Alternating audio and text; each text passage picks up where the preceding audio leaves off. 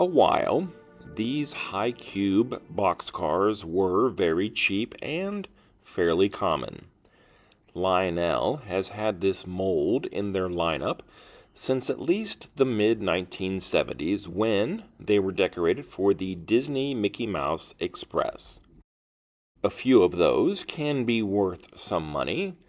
For the most part, though, this is just a cheap freight car. But what I like about it are the large rectangular spaces on either side of the door. I like it so much that I stocked up on them when they were available. It just might be that these are so affordable because many of the members of the Toy Train Operating Society of 1978 have passed on. Whatever the reason, this makes for a great project to repaint and redecorate with custom inkjet decals. Disassembly is as easy as you could want. The doors are slid off pretty simply, and then the upper part just pulls away from the plastic frame. No screws, nothing like that at all. This must have been so easy to put together in some factory. I don't really care about the rivets or any of the rivet details on the sides, so I'm going to remove all of that and leave myself with a nice flat and smooth surface for the new decals. At this point in my life, I'm more interested in the graphics than any pretense of realism. To prepare for almost any new paint, my preferred method is wet sanding. I'll start with 240 grit paper, move on through 400, and then finish off with 800 grit. Wet sanding is nice for at least two reasons that I can think of. Number one, there's no airborne dust particles. And number two, the paper itself lasts a very long time.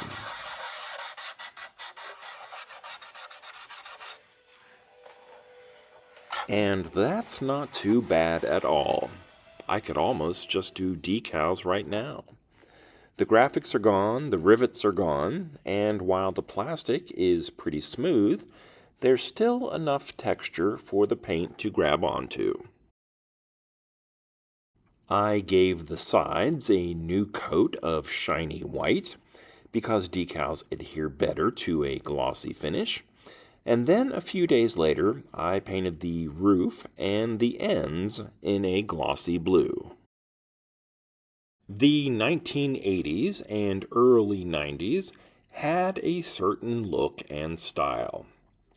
To this day, I love the art of Patrick Nagel, and music videos were still pretty fun then too.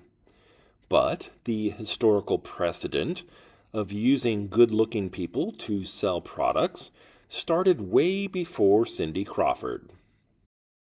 And some will say that women are objectified in this way, but muscular, sweaty dudes can also be found in ads and videos. My new decals will feature pretty women and German luxury sports cars that will harken back to a simpler time nearly 4 decades ago. But where did these images come from? I'm glad you asked. Nightcafe Studio is a mostly free website that can generate images or videos based on descriptions and prompts from the user. In this case, me. I downloaded the images and brought them into Photos, where I added a filter and played with the color saturation. Plus, I removed some of the parts where AI didn't really understand how long a BMW 635 CSI should be. Next came a graphic. I repeated the process a few more times, and then printed all of it onto white inkjet decal paper. I sprayed the decals with a flat, clear protective finish before cutting them.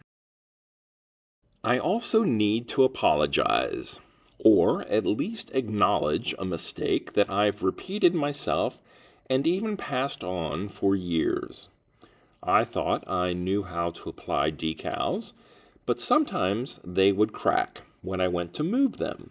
So, after dozens of projects, I actually took the time to read the instructions.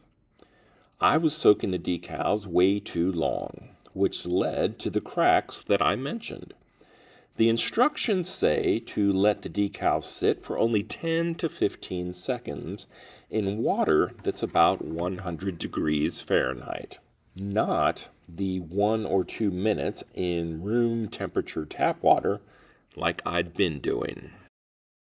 So, after microwaving a cup of water for maybe 30 seconds, I think it's pretty close to the right temperature.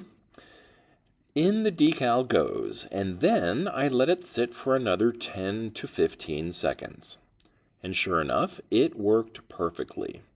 No cracks at all, and I even bet that the adhesion will be improved too.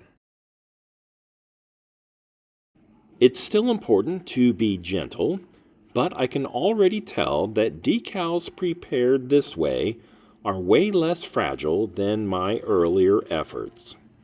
Once the placement has been finalized, I carefully push any trapped air or water to the outer edges, always working from the center outward.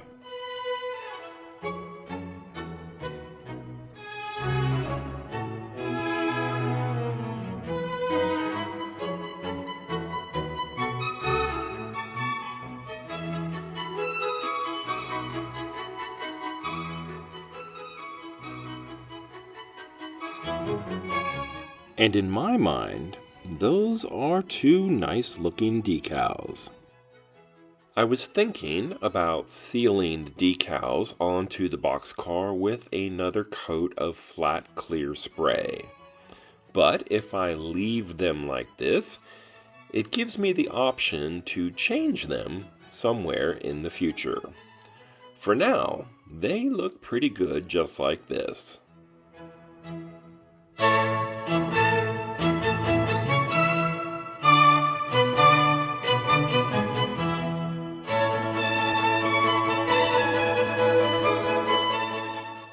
This is the second boxcar I've done in what I'm calling my Celebrate Germany line of projects. Munich's flag has a field of blue and white diamonds. BMW also uses those colors since they're based in that town. And the Hofbrauhaus logo is also blue and white. So those will be the colors that I'll be using the most. There will be more German-themed items coming soon, including a few trucks, another boxcar, a billboard, and even a Williams FP45 diesel locomotive. So until next time, this has been Bob's Workshop. Take care.